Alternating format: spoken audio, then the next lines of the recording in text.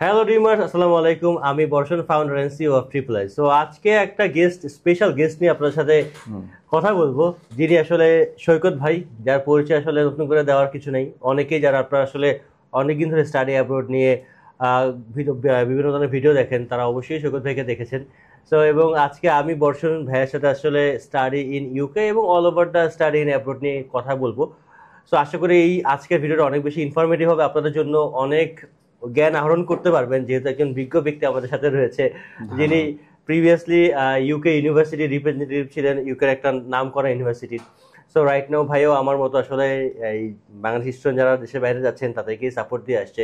So বেশি কথা না বলে আসলে ভিডিওর দিকে যাচ্ছি আর কি। এর আগে আমি একটু বলে রাখি, আপনারা যারা আমাদের ভিডিও দেখেন অবশ্যই ট্রিপলার এই ইউটিউব পেজ এবং ইউটিউব চ্যানেলে আসলে একটা সাবস্ক্রাইব করে পাশে থাকবেন, কারণ আপনার এই সাবস্ক্রিপশন আমাদের জন্য অনেক বেশি মোটিভেশন হিসেবে কাজ করে পরবর্তীতে নতুন করে ভিডিও বানানোর জন্য। এবং আমরা চেষ্টা করি আসলে আপনাদের জন্য বিভিন্ন ধরনের ইনফরমেশন নিয়ে আসা, যেটা আসলে আপনার পরবর্তী ক্যারিয়ারে দেশের বাইরে যখন আপনি বিল্ড আপ করবেন তখন অনেক বেশি হেল্পফুল হবে।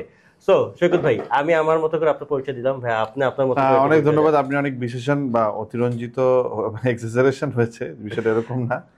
আমি আপনার মতোই, আপনি আমার ভাই, সবাই জানেন যে আমরা দুজন কোলাবোরেটর। হয়তোবা বিষয়টা হচ্ছে যে আমি ইউকেতে ছিলাম, একটা লাইভ এক্সপিরিয়েন্স ছিল, বাট ইট ডাজেন্ট ম্যাটার। ম্যাটারটা হচ্ছে we are collaborator and we are same here, not exceptional. I am not an exceptional guy. পয়েন্টটা হচ্ছে যে আমার ইউকে এডুকেশন নিয়ে সবচেয়ে বেশি কাজ করা হয়েছে। ইউকে এডুকেশনের আসলে ইউকে স্ট্রাকচারটা কি, ইউকে এডুকেশনের অর্ডিনারি লেভেল থেকে অ্যাডভান্স লেভেল থেকে শুরু করে ব্যাচেলর লেভেল থেকে মাস্টার্স শুরু করে এই বিষয়গুলোর সাথে আমি সরাসরি আঙ্গাঙ্গি জড়িত ছিলাম। ইউনিভার্সিটি যে ক্যাশ কীভাবে ইস্যু করে, এই cash issue confirmation acceptance studies যেটা, এটার সঙ্গেও কিন্তু আমি সম্পৃক্ত ছিলাম। সুতরাং এরা বলতে পারেন যে আমি একজন, মানে আমি আপনি দুজনেই বলি যে আমরা, আপনারও কিন্তু বিষয়গুলো অজানা নয়, যে আমরা খুব ভালো করে অনেকদিন ধরে কাজ করলে এই বিষয়গুলো আসলে খুব স্বাভাবিকভাবে হয়ে যায়। সো ভাই আসলে আজকে যে ব্যাপারে কথা বলবো, আসলে বাংলাদেশি স্টুডেন্টরা কেন দেশের বাইরে পড়তে যায় ভাই, আপনার কি মনে হচ্ছে? বাংলাদেশিদের কয়েকটা কারণ আছে। এই প্রথম কারণটা হচ্ছে সেফ লাইফ। এইটা কিন্তু প্রথম কারণ। আপনি বলতে পারেন যে এটা কিভাবে আপনি বললেন। আমি বলবো যে সবার আগেই একটা মোটিভেশন থাকে মানুষের। মোটিভেশন কি, আপনি আমাকে ধরেন আমি এক জায়গায় গেলাম, তা আমাকে আপনি নিলেন, আমি কেন যাব? আমাকে একটা পেমেন্ট দিল, আমি গেলাম। মোটিভেশন কি? টাকা। আমার এখানে স্টুডেন্টের মোটিভেশন হচ্ছে, তার মোটিভেশন হচ্ছে সেটেলমেন্ট। সে একটা বিদেশে উন্নত দেশে যেতে চায়, উন্নত জীবনযাপন করতে চায়, টাকা পয়সা ইনকাম করতে চায়। প্রথম কিন্তু এইটা। তারপর মুখ্য হয় সেটেলমেন্ট। যদি ভালো স্টুডেন্টও বলি, অনেক ভালো স্টুডেন্টও বিদেশে যায় সেটেলমেন্টকে মাথায় করেই। কারণ বাংলাদেশের আর্থসামাজিক অবস্থার প্রেক্ষাপট যুক্তরাজ্য বা যুক্তরাষ্ট্রের সামাজিক প্রেক্ষাপট কিন্তু এক না। অবশ্যই বাংলাদেশে কাজ করলে কোনো ঘন্টা সিস্টেম, মানুষের কোনো স্ট্রাকচার নেই কোনো কিছু। এটা পশ্চিমা দেশে প্রত্যেকটা জিনিসের একটা স্ট্রাকচার আছে। আপনি ঘন্টায় কাজ করবেন $15 পাবেন, আপনি ঘন্টায় কাজ করবেন £11 পাবেন, প্রত্যেকটা স্ট্রাকচারের মধ্যে। স্ট্রাকচারের মধ্যে আইন কানুন যথাযথ প্রয়োগ, এই বিষয়গুলো কিন্তু পশ্চিমা দেশগুলোতে সমীচীন। পশ্চিমা দেশ বলেন, সমগ্র ইউরোপ আমেরিকাতে বিষয়গুলো খুবই প্রাসঙ্গিক। এই সকল কারণে আমি মনে করি, আমার যেটা অভিজ্ঞতা বলে, এই যে বিষয়গুলোই বাংলাদেশের ছাত্রছাত্রীদেরকে আকর্ষণ করে বিদেশে উচ্চশিক্ষা গ্রহণের ক্ষেত্রে। এক্স্যাক্টলি ভাইয়া যেটা বলছিল, আসলে সবাই আসলে দেশের বাইরে অনেকেই যাওয়ার ইচ্ছা থাকে, যে সে তার ফ্যামিলি বা তার পরবর্তী প্রজন্ম তাদেরকে সে দেশের বাইরে সেটেলমেন্ট করতে চায়। অনেকেরই এই ইচ্ছা বা আক্ষেপটা থাকে। আসলে এটা আসলে কোনো দোষের ব্যাপার না, যে সে মানে এই না যে সে আসলে তার মধ্যে দেশপ্রেম নেই বা সে দেশ বিরোধী। জিনিসটা কিন্তু এরকম না, হয়তো বা তার মনে হচ্ছে পার্সোনাল অপিনিয়ন। এই জিনিসটা কিন্তু ডে বাই ডে বাড়ছে। আসলে পুরো ওয়ার্ল্ডই তো আসলে একবারে হাতের মুঠোয় চলে আসার কারণে কিন্তু সারা ওয়ার্ল্ডই মানুষের এক্সেস কিন্তু বাড়ছে। এবং সেক্ষেত্রে কিন্তু সহজেই দেশের বাইরে যাওয়ার একটা অন্যতম উপায় হচ্ছে উচ্চশিক্ষার মাধ্যমে দেশের বাইরে যাওয়া। অনেকেই ওয়ার্ক পারমিট নিয়ে যাচ্ছে, বা তার মধ্যে কি হচ্ছে উচ্চশিক্ষার মাধ্যমে দেশের বাইরে সেটেলমেন্ট হওয়া। এক্ষেত্রে কিন্তু দুইটা জিনিসই বেনিফিটেড হচ্ছে। একটা স্টুডেন্ট হোক, সে কিন্তু সাথে সাথে একটা ওয়ার্ল্ড ক্লাস ডিগ্রিও পাচ্ছে, পাশাপাশি সেই দেশে সেটেলমেন্টের একটা সুযোগও পাচ্ছে। ভাই রাইট। সো ভাই আপনার কাছে এখন যেটা মনে হচ্ছে, আসলে বাংলাদেশে যে স্টুডেন্ট দেশের বাইরে যাচ্ছে, মেইনলি তারা কোন কোন কান্ট্রি আসলে প্রেফার করছে আপনার এক্সপিরিয়েন্স থেকে যদি বলতেন? আমার অভিজ্ঞতা সবচেয়ে বেশি স্টুডেন্ট, আমি যেটা, যেহেতু আমি ইউকে নিয়েই কাজ করি, আমি সবচেয়ে বেশি ইউকেতেই পাই। ইউকে, তারপরে সেকেন্ডে পাই হচ্ছে ইউএসএ তে, থার্ডলি আমি অস্ট্রেলিয়া, কানাডা আমি বলতে পারেন। কারণ আমি তো আমার যে বেসটাই সেটা কিন্তু বেশি হচ্ছে ইউকের বেস। ইউকে তারা জানে যে তা আমি 3 দিনে অফার দিব, জানে। এক্স্যাক্টলি। ইউকের ভাই কিন্তু একটা ইউকের ডক্টরও বলা যেতে পারে, যেহেতু এত বেশি এক্সপিরিয়েন্স তার। ইউকে ডাক্তার বলতে এখন দেখেন ডাক্তারদের বিভিন্ন স্পেশালাইজেশন আছে। এমডি করার পর একটা স্পেশালাইজেশন হয় না, এমডি যখন করে তখন কি হয়, কেউ হচ্ছে অর্থোপেডিক্সের ডাক্তার, কেউ হচ্ছে ডেন্টাল সার্জন, কেউ হতে পারে অপথোমোলজিস্ট হতে পারে, কেউ হতে পারে কেউ হচ্ছে গাইনোকোলজিস্ট, অনকোলজিস্ট, হ্যাঁ, তারপর হচ্ছে যে কার্ডিওলজিস্ট। তো আমরা হচ্ছে ইউকেলজিস্ট। ইউকেলজিস্ট আমরা বলতে পারি যে কাজ করা হয়েছে। ইউকে নিয়ে যে ব্যাপক কাজ করেছি, ব্যাপক স্টুডেন্টকে সার্ভিস দিয়েছি, এত বেশি সার্ভিস দিয়েছি আমার মনে হয় ইংল্যান্ডের প্রত্যেকটা শহরে গেলে আমার মনে হয় না যে আমার থাকা লাগবে হোটেলে, আমি স্টুডেন্টের বাসায় থাকতে পারবো। আচ্ছা, এরকম মাসের পর মাসে আমাদের আসলে সেই সুযোগ রয়েছে আলহামদুলিল্লাহ। এবং আমাদের সাথে আসলে সব স্টুডেন্টেরই ভালো সম্পর্ক রয়েছে। অনেকেই আসলে বলে যে আসলে স্টুডেন্টের সাথে এজেন্সির ভিসার হয়ে যাওয়ার পরে তার সাথে যোগাযোগ বন্ধ হয়ে যায় বা পুরা বিচ্ছিন্ন হয়ে যায়। বাট আলহামদুলিল্লাহ আমাদের যেহেতু আসলে রিলেশনশিপটা অনেক স্ট্রং, আমরা আসলে মেইনলি টাকার জন্য কাজ করি না, সম্পর্ক বিল্ড আপ করার জন্য কাজ করি, একটা মানুষের ভবিষ্যৎটা গড়ে দেওয়ার জন্য কাজ করি। এই জিনিসটা একটা কথা মনে পড়ে গেল যে আমি যতজন স্টুডেন্ট পাঠিয়েছি তারা আমাকে, আমার ধারণা কেউ আমাকে বলতে পারবে না বা কেউ আমাকে ব্লেম দিতে পারবে না যে আমি তাদেরকে কখনো মানে একটা অপকার করেছি। প্রত্যেকটা মানুষ কিন্তু একটা সেটেলমেন্টের পর্যায়ে চলে গেছে। বিদেশে উচ্চশিক্ষা কিন্তু শুধুমাত্র যে সে উচ্চশিক্ষা করতে যাচ্ছে তা না, সে তার কিন্তু একটা রুটি রুজির ব্যবস্থা হয়েছে। সেদিন ওই যে আমার এক ভাই আছে, রকি ভাই, ওনার সামনে বসে আমরা খাচ্ছিলাম হচ্ছে ইয়েতে সনি সিনেমা হলের ওখানে। তখন ওখানে আমার এক স্টুডেন্ট যিনি 4 বছর আগে আমার মাধ্যমে গিয়েছিল, সে আমার জন্য একটা গিফট নিয়ে এসেছিল। সে লন্ডন থেকে বেড়াতে এসেছে। যেটা কেন নিয়ে আসছে, একটা মানুষ যখন গিফট নিয়ে আসে তখন নিশ্চয়ই আমি তাকে 4 বছর পরে আমি তাকে একটা উপকার করেছিলাম, সে 4 বছর পরেও জিনিসটা মনে রেখেছে। এটাই আসলে এইটা হচ্ছে যে আমরা শুধুমাত্র যে আপনাকে পাঠিয়ে দিলাম এটা কিন্তু শেষ না। আমি কিন্তু অনেককে লন্ডনে চাকরি দিয়েছি, লন্ডনে আমি অ্যাকোমোডেশনের ব্যবস্থা করেছি। শুধু লন্ডন না, ইউরোপের ইংল্যান্ডের অনেক শহরেই কিন্তু আমার কমিউনিটি নেটওয়ার্ক আছে, যাদের সাথে সবসময় আমি এখন ফোন করবো, আপনি কোন ম্যানচেস্টার বলবেন, বার্মিংহাম বলবেন, আপনি আমাকে লন্ডন বলেন, পোর্টসমাউথ বলেন, হ্যাঁ, কার্ডিফ বলেন, যেটাই বলেন, আমার কিন্তু বন্ধু বান্ধব, ভাই ব্রাদার, স্টুডেন্ট সব আছে। কেন আছে? আপনারও আছে। আমি কার্ডিফে তো আপনার শত শত ছেলে মেয়ে আপনি পাঠিয়েছেন কার্ডিফ। প্রশ্নটা হচ্ছে যে প্রসঙ্গটা হচ্ছে সেটা যে আমরা কিন্তু ভুলে যাই না, আমি কিন্তু সবসময় সার্ভিসের উপর দিয়ে রাখি। আমার অনেক স্টুডেন্ট নিজে অ্যাকোমোডেশন ম্যানেজ করতে পারেনি, আমি তাকে অ্যাকোমোডেশন, আমার ওই এক্সিস্টিং যে স্টুডেন্ট আছেন যিনি 4 বছর আগে বা 3 বছর আগে গিয়েছে, সে কিন্তু ব্যবস্থা, সে কিন্তু আমাকে কেন হেল্প করলো, নিশ্চয় সে আমার কাজে স্যাটিসফাইড। আমি তো এখন অনেকের টিয়ার 2 অ্যাপ্লিকেশন বাংলাদেশ থেকে করি, অনেকে কস্ট পাঠিয়ে দেয় যে ভাই আমি কস্ট পেয়েছি, আপনি আমার টিয়ার 2 অ্যাপ্লিকেশনটা করে দেন, করে দিই, ফ্রি অফ কস্ট করে দিই। যে প্রিভিয়াসলি ভাই কিন্তু এই স্টুডেন্টকে কিন্তু সে বাইরে পাঠিয়েছে। আমি পাঠিয়েছি যে একজন সলিসিটরের কাছে গেলে সে তো 500 পাউন্ড চার্জ করবে, আমি তো 5 টাকাও চার্জ করি না। এক্স্যাক্টলি। সো আমাদের কাছে আসলে পর আসলে এই সার্ভিসগুলো আমার তো, আপনি আমার মাধ্যমে বিদেশ যাচ্ছেন, ইউকে যাচ্ছেন, পরবর্তী আপনি টিয়ার 2 অ্যাপ্লিকেশনের জন্য সলিসিটরকে পে করতে হবে না, আমি আপনার অ্যাপ্লিকেশন করে দিব। এক্স্যাক্টলি। বর্ষণ বা অ্যাপ্লিকেশন করে দিবে।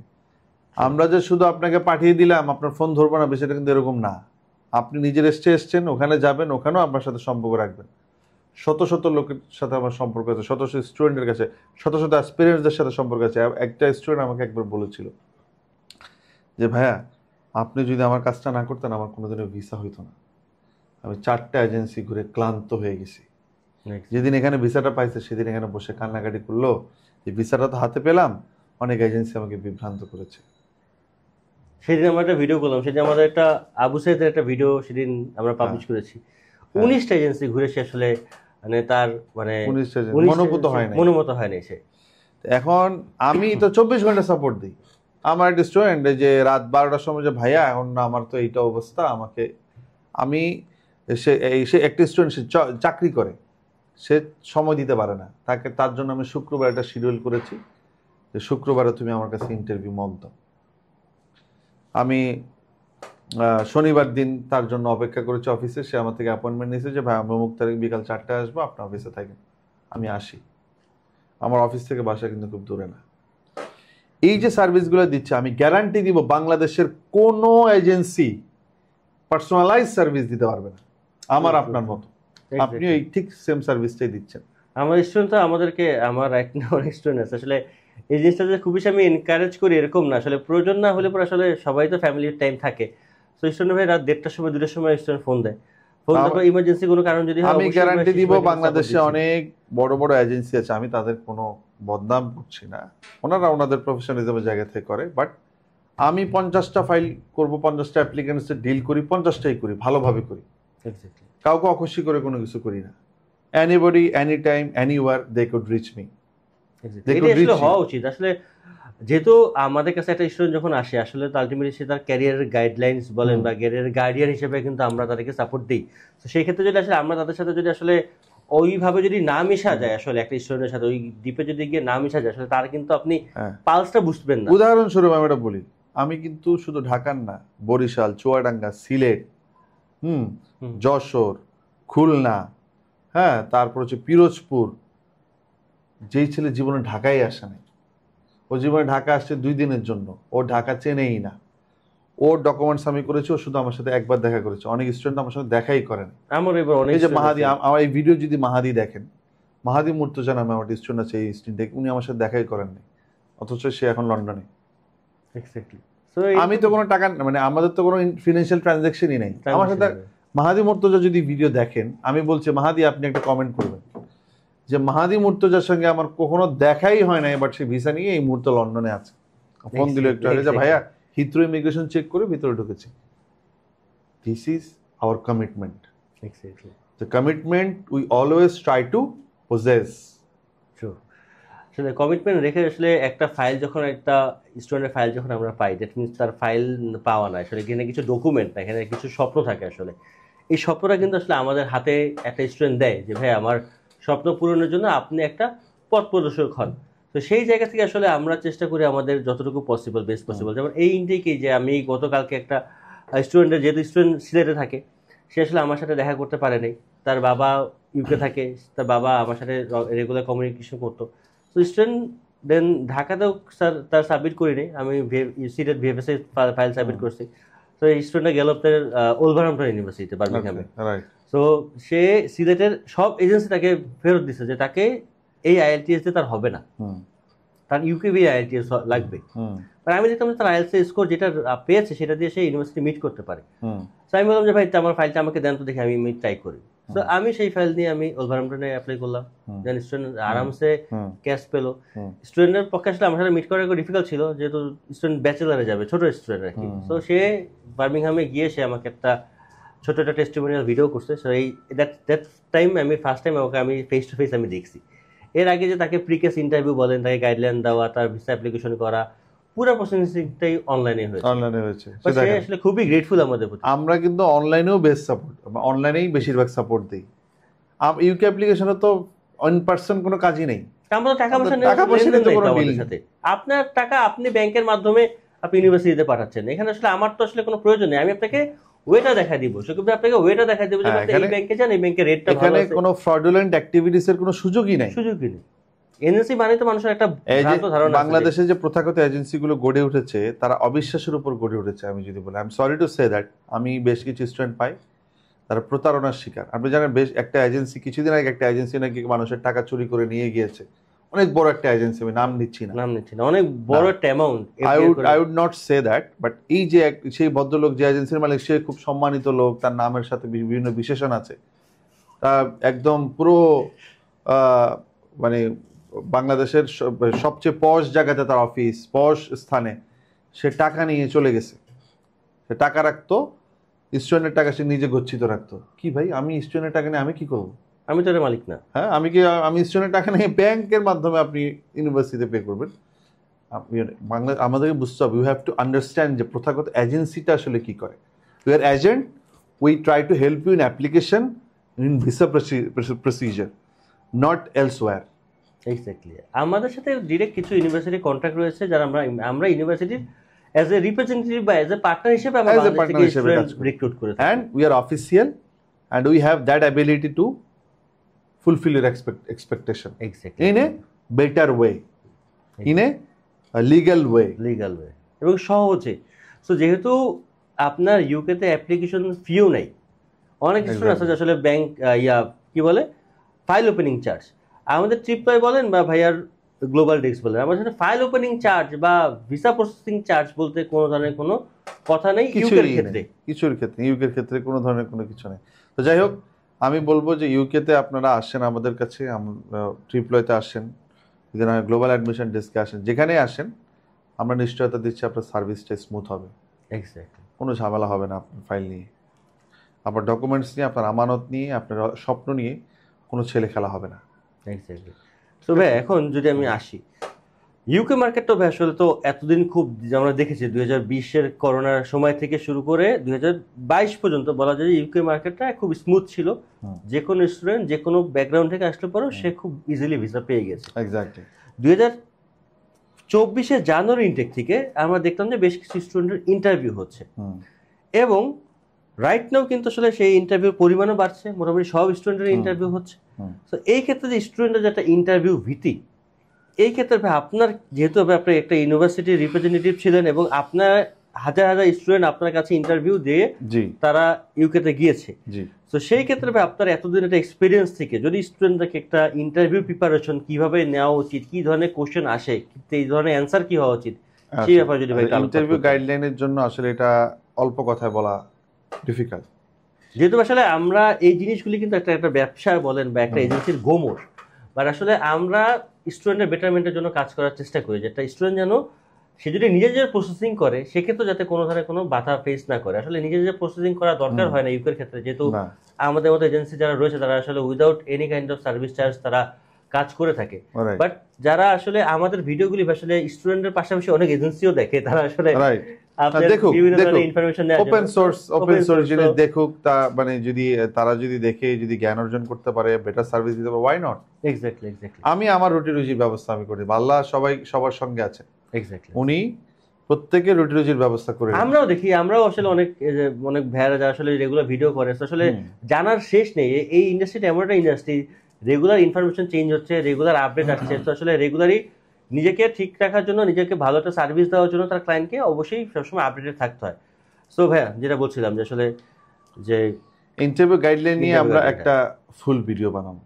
এই ইন্টারভিউ গাইডলাইনের সংক্ষেপে, মানে যেহেতু ইন্টারভিউটা অনেক সময় 45 মিনিট পর্যন্ত দীর্ঘ হয়, কি কি বিষয় নিয়ে বলে ওটা নিয়ে আমরা একটা আলাদা ভিডিও তৈরি। তারপর একটা জাস্ট যদি ছোট্ট একটা কিছু টিপস এন্ড ট্রিক্স যদি শেয়ার করা যায়। প্রথমে হচ্ছে তার সে যে কোর্সে যাচ্ছে তার কোর্স মডিউলগুলো কিন্তু সব খুব ভালোভাবে জানতে হবে, অ্যাকোমোডেশন মডিউল, এই জিনিসগুলো এলসওয়্যার যদি অন্য কান্ট্রিগুলো চুজ করে, অন্য কান্ট্রিগুলোর কোন ইউনিভার্সিটি সে চুজ করেছে, টিউশন ফিস কত, তার সেটা কোথায়, লোকেশন, এই বিষয়গুলো কিন্তু খুব ভালো করে জানতে হবে। আর কেন ইউকে চুজ করলেন, কেন ইউনিভার্সিটি চুজ করলেন, আপনার সোর্স অফ ফান্ড কি, এই জিনিসগুলো ভালোভাবে ডেমনস্ট্রেট করতে হবে। প্রথমত এই জিনিসগুলো মানে আপনি আপনার জিনিসগুলো সম্পর্কে ওয়াকিবহাল হইতে হবে, তাহলেই আপনি এই ইন্টারভিউটি ক্লিয়ার করতে পারবেন। ইন্টারভিউ আহামরি কিন্তু খুব কঠিন কিছু না, কিন্তু অনেকে মনে করতে পারে যে ভাই এই ইন্টারভিউ সাহারা মরুভূমি পার করার মতো কষ্ট না, বিষয়টা এরকম না, বিষয়টা একদমই সহজ। একটু জাস্ট কনফিডেন্টলি একটু গাইডলাইন দিলেই, গাইডলাইনটা ভালো করে একটু আত্মস্থ করলে, হৃদয়ঙ্গম করলে জিনিসটা খুব সহজে উপলব্ধি করে ইন্টারভিউটা ফেস করতে পারবে। ওকে, সেরকম আর কি। তো ভাইয়া আর একটা ব্যাপার যেটা যে আসলে আমি কেন আসলে ইউকেতেই যাব, আমরা তো সবসময় খালি বলি যে আসলে স্টাডি ইন ইউকে, মানুষ শুনতে শুনতে আসলে বিরক্ত হয়ে যায়। ঠিক আছে, সিম্পল কিছু প্রসেস বলি, কয়েকটা পয়েন্ট আমি বলি। ফার্স্ট অফ অল, ইউকের প্রসেসটা কিন্তু ইজি, অফার 3 দিনে পাওয়া যায়, ভাগ্য ভালো থাকলে 1 দিনও আসে, 22 ঘন্টা তো পাই আমরা। হ্যাঁ, আমি তো 10 মিনিট অফার বের করেছি, সেই সোনালী অতীত ছিল 10 মিনিট, একটু আগে 10 মিনিট আগে অ্যাপ্লিকেশন করেছে, এখন অফার। Exactly, different service. তো সেকেন্ডলি, ইউকের প্রসেসটা ব্যাংক ম্যাচুরিটিটা একটু কম লাগে, hassle free process. Thirdly, UK 1 বছরের মাস্টার্স। ফোর্থলি, ইউকেতে পড়াশোনা শেষ করার পর 2 বছরের post study work permit. Fifth কেসে ইউকেতে হচ্ছে টিউশন ফিসটা কম অন্যান্য উন্নত বিশ্বের তুলনায়। ফোর্থলি, ইউকেতে টিয়ার 2 ভিসার অপশন আছে। টিয়ার 2 ভিসাটা কি, যে কোনো একটা জব পেলে সেই জবটা নিয়ে আপনি সেখানে স্থায়ী হইতে পারেন বা আইএলআর পেতে পারেন। ফিফথলি, আপনি যদি বাংলাদেশে আসেন, ডিগ্রিটার ডিমান্ড আছে, বা অন্য কোনো দেশে যান, ওয়ার্ল্ড ওয়াইড অ্যাকসেপ্টেড।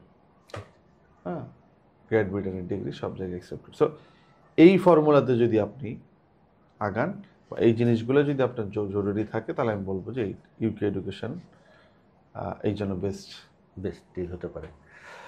তারপর ভাই আরেকটা ব্যাপার, যে আসলে ইউকেতে আসলে এত বড় একটা কান্ট্রি, এবং যেখানে আসলে বাংলাদেশি কমিউনিটি অনেক বড়, তো আসলে আপনার বেঁচে থাকার জন্য আসলে কিন্তু আপনার একটা সমাজ দরকার, একটা কমিউনিটি দরকার। কারণ অনেক স্টুডেন্ট ইউরোপের অনেক কান্ট্রিতে যাচ্ছে, আমি ডিমোটিভেট করছি না, বাট যাওয়ার পর আসলে দেখা যাবে আমি ভাষা পারি না। আমি ইংলিশ কম জানি বেশি জানি, জানি তো কিছু, কারণ আমি যদি একান্তই না জানতাম আমি তো ইউকে যেতে পারতাম না। সো আমি যখন ইউকেতে আসছি, আমি ইংলিশে বলে কথা বলতে পারতেছি, এবং যেটা কিন্তু আমি ছোটবেলাতে আয়ত্ত করে নিয়ে আসছি।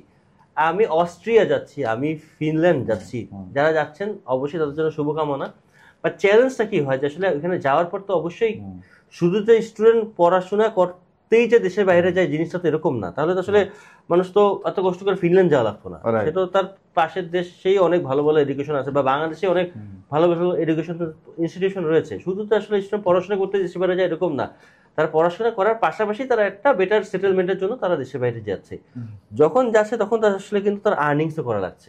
রাইট। তো আমি যখন একটা ইংলিশ স্পিকিং না একটা কান্ট্রিতে যাব, যে দেশে আসলে তার ল্যাঙ্গুয়েজটাই আসলে প্রধান ল্যাঙ্গুয়েজ, সেই দেশে কিন্তু আমার তার ল্যাঙ্গুয়েজটাকে আমার অ্যাডপ্ট করতে হচ্ছে, যে আমি চাকরি পাওয়ার ক্ষেত্রে। কারণ আমি তো ক্লাসরুমে যতক্ষণ আছি ততক্ষণ আমি ইংলিশে কথা বলছি, আমার কারিকুলাম ইংলিশে, বাট আমি যখন কাজে যাচ্ছি বা যখন আমি আমার সোসাইটির সাথে মিশছি, তখন কিন্তু আমার ওই ল্যাঙ্গুয়েজটা শেখা লাগছে। সো এটা কিন্তু অনেক বড় একটা ব্যাপার। এই যে একটা স্টুডেন্ট যখন মাস্টার্স লেভেলে যায়, তারা কিন্তু অলমোস্ট 30 ছুঁই ছুঁই, অথবা অনেকে রয়েছেন যারা 30 ক্রস করে গিয়েছেন। এই বয়সে এসে একটা ল্যাঙ্গুয়েজ নতুন করে শেখাটা কিন্তু একটা শিশুর জন্য যতটুকু সহজ, এই বয়সে একটা মানুষের জন্য শেখাটা কিন্তু ততটাই টাফ। সেক্ষেত্রে কিন্তু তার ক্যারিয়ার ডেভেলপমেন্টটা কিন্তু অত সহজে হয় না, যেটা কিন্তু ইউকে বলেন বা ইংলিশ স্পিকিং কান্ট্রিগুলি বলেন, এখানে কিন্তু যত সহজে পাওয়া যায়। আর একটা ব্যাপার যে আসলে ইউকেতে মানুষ বলে যে আসলে ইউকেতে পিয়ার পাওয়া ডিফিকাল্ট, ইউকেতে সেটেলমেন্ট হওয়াটা ডিফিকাল্ট। আপনি নিজেকে কোশ্চেন করেন যে বাংলাদেশি কমিউনিটির দিক থেকে আসলে লন্ডন বা ইউকে কত বড় একটা কমিউনিটি দেশের বাইরে। সো এত বড় কমিউনিটি আসলে যদি পিয়ার নাই পাওয়া যেত, তাহলে এত বড় কমিউনিটি কোথা থেকে হলো? এক্স্যাক্টলি। সো অবশ্যই ইউকেতে পিয়ার পাওয়া যায়, বাট কোনো কান্ট্রি আপনাকে সহজে পিয়ার দিবে না যদি আপনি যদি সেই কান্ট্রির জন্য একটা অ্যাসেট না হন। আপনি যদি একটা কান্ট্রির জন্য অ্যাসেট হন, সেক্ষেত্রে আপনাকে একটা কান্ট্রি কেন ফিরিয়ে দিবে? সো অবশ্যই আপনাকে প্রমাণ করতে হবে, সেটা আসলে স্টেপ বাই স্টেপ বিভিন্ন ফেজে গিয়ে একটা স্টুডেন্ট, সেটা পার্মানেন্ট রেসিডেন্ট বলেন বা আইএলআর বলেন, যে ইনডিফিনিট লিভ টু রিমেইন, ভাই একটু আগে যেটা বললো যে টিয়ার 2 তে গিয়ে টিয়ার 4 থেকে টিয়ার 2 তে অ্যাপ্লিকেশন করা। সো এই ক্ষেত্রেও কিন্তু আসলে আমরা স্টুডেন্টকে হেল্প করে থাকি। সো স্টুডেন্টের পুরো জার্নিটাই, তার ইউনিভার্সিটি অ্যাপ্লিকেশন থেকে শুরু করে ভিসা প্রসেসিং, ইউকেতে যাওয়া, ইউকেতে তার পড়াশোনা কন্টিনিউ করা, দেন তারপরও ভিসা সুইচ করা, মানে প্রত্যেকটা স্টেপে কিন্তু আসলে আমাদের সাপোর্টটা কিন্তু বিরাজমান থাকে ভাই। সো ভাই আসলে ইউকে নিয়ে বললাম যে ইউকে আসলে কেন চাপের ভাই। তো সেই ক্ষেত্রে ভাই আসলে রাইট নাও যে চ্যালেঞ্জগুলি আসছে, আসলে আপনার কি মনে হচ্ছে পরবর্তী ইনটেকে আসলে কোন ধরনের চেঞ্জ আসতে পারে? চেঞ্জ যেটাই আসুক, মানে চেঞ্জের বিষয়ে আমি না খুব বেশি আগাবো না। আমি যেটা বলবো যে জেনুইনদের জন্য, অথেন্টিকদের জন্য যে কোনো অব্লিগেশনসই ওভারকাম করা পসিবল। সেগুলি চেঞ্জ এসে ইন্টারভিউ হচ্ছে, আরও হতে পারে, ভিসার ইস্যু কমিয়ে দেবে, সেক্ষেত্রে আমরা চেষ্টা করবো জেনুইন স্টুডেন্ট রিক্রুট করার। আমরা আসলে সবসময় জেনুইন স্টুডেন্ট রিক্রুট করি আর কি। আসলে যারা এজেন্ট যারা আছেন, ভাই ভাই ভাই ভাই বোন যারা এজেন্ট আছেন, তাদেরকে বলবো জেনুইন স্টুডেন্ট রিক্রুট করেন, কোনো সমস্যা নেই। জেনুইন স্টুডেন্ট রিক্রুট না করলে ভিসা রিফিউজ হবে, সে কিন্তু ইন্টারভিউ ক্লিয়ার করতে পারবে না। ইন্টারভিউটা কোনোভাবেই, এমন ইন্টারভিউ 45 মিনিটে বিসিএস ক্যাডার ইন্টারভিউর মতো হয়ে গেছে। সুতরাং জেনে বুঝে আমাদেরকে রিক্রুট করতে হবে। একটা স্টুডেন্ট রিক্রুট করে দিলাম, ফিসাবিলিল্লাহ রিক্রুট করলে কিন্তু লাভ নেই। ভালো করতে হবে, যদি স্টুডেন্টেরও বেটার হয়, আমাদেরও বেটারমেন্ট হয়। সেই ক্ষেত্রে একটা স্টুডেন্টের কি কি আসলে প্রিপারেশন নেওয়া উচিত, এবং কবে থেকে জানুয়ারি ইনটেকের জন্য অ্যাপ্লাই করা উচিত, বা আপনি কি মনে হয়? হ্যাঁ, আমি বলবো যে অ্যাটলিস্ট ইনটেকের 3 মাস আগে সব ক্লিয়ার করে ফেলবেন, 2.5 থেকে 3 মাস আগে, তাহলে আপনি সেফ থাকবেন। ইনটেকের 3 মাস আগের কাজ করে ফেললে রিল্যাক্স আপনি ইউকেতে যেতে পারবেন, সমস্যা হবে না ইনশাআল্লাহ। সেক্ষেত্রে আসলে আমি ভাইটা একটু অ্যাড করবো, আসলে 3 মাস সময়টা ভাইয়া বলেছে, বাট রাইট নাও যেই সিনারিও হচ্ছে আসলে একটা ডিসিশন মেক করতে কিন্তু খুব বড় একটা সময় লাগছে রাইট নাও, যেহেতু একটা স্টুডেন্টের ডিমান্ড অনেক হাই ইউকে যাওয়ার ব্যাপারে, এবং ইউকেও কিন্তু এখন অনেক বেশি চুজি হয়ে গিয়েছে স্টুডেন্ট রিক্রুট করার ক্ষেত্রে। তারা কিন্তু যেন তেন স্টুডেন্ট যে আপনি আসলে অনেক গ্যাপ নিয়ে আসছেন, আপনার আইএলটিএস স্কোর নাই, আপনার ইংলিশ প্রফিসিয়েন্সি টেস্ট নাই, আপনি কিন্তু একটা সময় গিয়েছিল এরকমও যে ন্যাশনাল ইউনিভার্সিটি বাংলাতে পড়ো স্টুডেন্ট কিন্তু কোনোভাবে এমওআই ম্যানেজ করে কিন্তু সে চলে গেছে। বাট এখন কিন্তু সেই দিনটা নাই। তো আপনাকে অবশ্যই নিজেকে প্রুফ করতে হবে, এবং প্রুফ করার জন্য জানুয়ারি থেকে যদি আপনি অ্যাপ্লাই করতে চান, অবশ্যই আপনাকে এই সেপ্টেম্বরের মধ্যে আপনার ফুল যে আপনার ইউনিভার্সিটি অ্যাপ্লিকেশন এবং ইন্টারভিউ রয়েছে, প্রিকেস ইন্টারভিউ বলি বা কিরা ইন্টারভিউ বলি, এটা আপনাকে ক্লিয়ার করতে হবে, এবং চেষ্টা করতে হবে আপনার অক্টোবরের মধ্যে আপনাকে ক্যাশ রিসিভ করে বিএফএস ফাইল সাবমিট করা। আদারওয়াইজ ডিসেম্বরে কিন্তু ক্রিসমাস এবং নিউ ইয়ারের ছুটির জন্য কিন্তু অলমোস্ট প্রায় 1 মাসের মতো কিন্তু পুরাটা জিনিসটাই কিন্তু একটু টাইট হয়ে যায়, বা একটু মানে কি বল টাইট বলতে কি, যে আসলে একটু স্লো হয়ে যায় প্রসেসিংটা। এক্ষেত্রে কিন্তু আসলে কিন্তু আপনার ইনটেক মিস করার সুবর্ণ সুযোগ থাকে। তো আপনি যদি এই সুবর্ণ সুযোগ মিস করতে চান, তাহলে অবশ্যই আপনাকে এই জানুয়ারি ইনটেকের জন্য এই সেপ্টেম্বরের মধ্যে আপনাকে অ্যাপ্লিকেশন করতে হবে। আদারওয়াইজ কিন্তু খুব চান্সেস আছে আপনার এই ইনটেকটা মিস করে নেক্সট সেপ্টেম্বর ইনটেকে যেতে হবে। তো জানুয়ারি ইনটেক থেকে সেপ্টেম্বর ইনটেক কিন্তু অনেক বড় একটা সময়। তো এই সময়ের মধ্যে আসলে কিন্তু পাউন্ডের রেটও বেড়ে যেতে পারে, ইমিগ্রেশন পলিসিও চেঞ্জ হয়ে যেতে পারে, সো অনেক চেঞ্জই চলে আসতে পারে। সো ভাইয়া, যে ব্যাপারে আসলে আমরা ছিলাম যে ইউকের হায়ার এডুকেশন, যেহেতু আপনি ইউকেতে পড়াশোনা করেছেন, তো আপনি কি মনে করেন আসলে বাংলাদেশের পড়াশোনার সাথে আসলে ইউকে পড়াশোনার মধ্যে কি মিল রয়েছে? খুবই অনেক পার্থক্য, অনেক, যেমন আকাশ যেমন পাতাল যেমন পার্থক্য ইউকে এডুকেশন এবং বাংলাদেশ এডুকেশনের পার্থক্য। ইউকে এডুকেশনের 50 ভাগ একাডেমিক। আমি জানি না অন্য কোর্সে যারা সায়েন্স বেসড ওদের প্র্যাকটিক্যাল ল্যাব আছে, বাট যেটা আমি বিজনেস কোর্সের কথা বলতে পারবো বা লিটারেচার কোর্সের কথা বলতে পারবো, বেশিরভাগই হচ্ছে অ্যাসাইনমেন্ট বেসড এডুকেশন। আর বাংলাদেশের ছাত্রছাত্রী কিন্তু প্ল্যাজিয়ারিজম জিনিসটা জানে না। আর বাংলাদেশের বেশিরভাগ এজেন্টই প্ল্যাজিয়ারিজম, আমি জানি না ওনারা জানেন কিনা বিষয়টা, আমার ধারণা জানেন না। 90% এজেন্ট যারা বিবিএ এমবিএ কমপ্লিট করেছে প্ল্যাজিয়ারিজম জিনিসটা জানেন না। যারা পড়াশোনা স্টুডেন্ট তো রিক্রুট করেন, যে স্টাডি কি জিনিস সেটা সম্পর্কে আমার মনে হয় না খুব বেশি জ্ঞান আছে। যেহেতু আমি ওখান থেকে উচ্চশিক্ষা গ্রহণ করেছি, তো প্রত্যেকটা জিনিসের ওরা কিন্তু প্ল্যাজিয়ারিজম চেক করে। আপনি যে অ্যাসাইনমেন্ট করবেন, অ্যাসাইনমেন্ট কপি পেস্ট করলে এআই দিয়ে করবেন, কোনো লাভ নাই, সব ধরে ফেলবে টার্নিটিন। আপনাকে যেটা করতে হবে ডেফিনেটলি অ্যাসাইনমেন্ট বেস পড়াশোনা করে ওখানে পাস করতে হবে, যেটা কিন্তু সহজ। আমি ডিস্টিংশন পেয়েছি। আচ্ছা, আমার কাছে সহজ লেগেছে। যদি আপনি একটু ভালো করে নিজে অ্যাসাইনমেন্ট করেন, নিজের লেখা লেখেন, ওটা খুবই ইজি হবে, জিনিসটা খুব কঠিন কিছু হবে না। এবং তাদের পড়াশোনা কি একটু প্র্যাকটিক্যাল রিলেটেড পড়াশোনা? একদম প্র্যাকটিক্যাল রিলেটেড না, প্র্যাকটিক্যাল কমপ্লিটলি, মানে অ্যাক্টিভিটিসের মাধ্যমে পড়াশোনা। এই গদ বাঁধা লেখো, 100 মার্কসের জন্য লেখো, 200 মার্কসের জন্য লেখে পাস করো, এটা কোনো পড়াশোনার কাতারেই পড়ে না। মানে ইউকে এডুকেশনটাই আসলে পড়াশোনা আমি মনে করি। বাংলাদেশের পড়াশোনা যেই ন্যাশনাল ইউনিভার্সিটিতে পড়া, আমি আসলে খারাপ কিছু বলতেছেন, এটা আসলে পড়াশোনার সিস্টেম না। আপনি 100 মার্কসই লিখতেছেন, কি লিখতেছেন আপনি একটা স্টুডেন্ট প্রপার প্রেজেন্টেশনে কোয়ালিফাইড হচ্ছে না, প্রপার কম্পিউটার স্কিল গ্রো করতেছে না।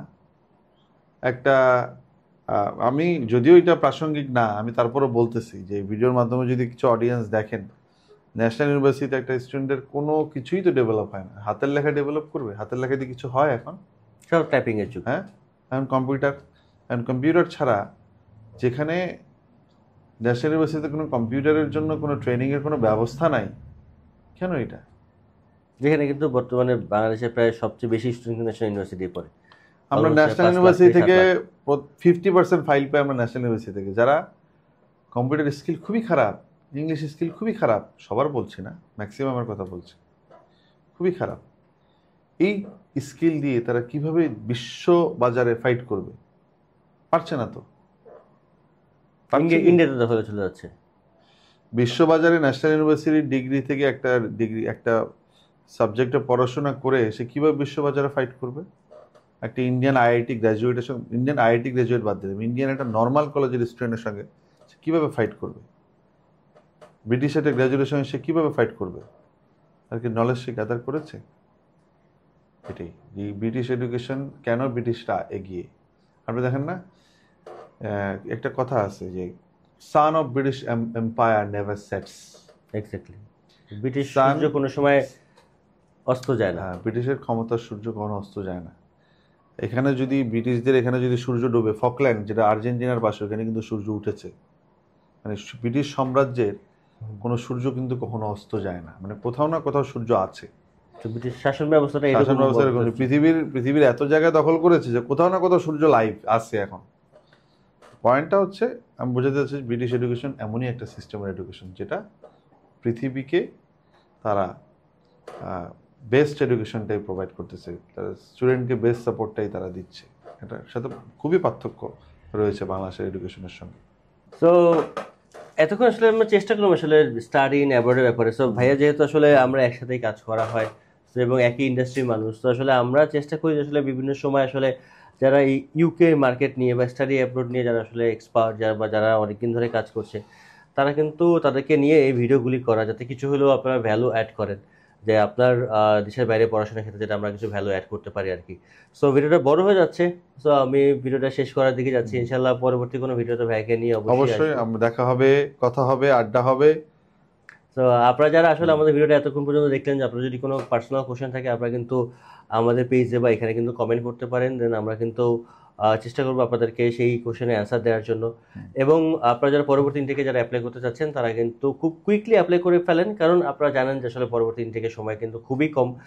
তাহলে কিন্তু আপনারা যদি একটু সময় বেশি নষ্ট করে ফেলেন, সেক্ষেত্রে কিন্তু জানুয়ারি ইনটেকটা আসলে আপনাদের জন্য ধরাটা একটু ডিফিকাল্ট হয়ে যেতে পারে। সো আপনাকে পরবর্তীতে ডিফার করে নেক্সট ইনটেকে যেতে হবে। সো এতক্ষণ যারা ভিডিওটা দেখলেন, থ্যাংক ইউ সো মাচ, এবং পরবর্তী ভিডিও দেখার জন্য আপনাদেরকে আমন্ত্রণ জানাচ্ছি, এবং আপনারা অবশ্যই আমাদের চ্যানেলটা সাবস্ক্রাইব করে বাসা থাকবেন। Thank you.